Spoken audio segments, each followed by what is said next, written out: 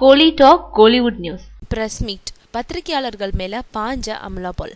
வேலையில்லா பட்டதாரி பத்திரிகையாளர்கள் சந்திப்பின் போது அமலா பால் டென்ஷன் ஆயிட்டாங்க.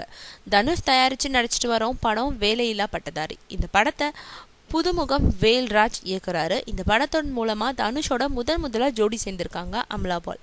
தனுஷ் படத்துக்கு அனிருத்தா இசையமைச்சிருக்காரு. வேலையில்லா பட்டதாரி பத்திரிகையாளர் சந்திப்பு நடந்தது. இதுல படத்தோட நாயகி அமலா பால் கலந்துக்கிட்டாங்க. பத்திரிகையாளர் சந்திப்புல அமலா கிட்ட உங்கள் இடத்த ஸ்ரீதிவ்யா பிடிச்சிட்டாங்களாமேன்னு ஒரு கேள்வி கேட்கப்பட்டுச்சு.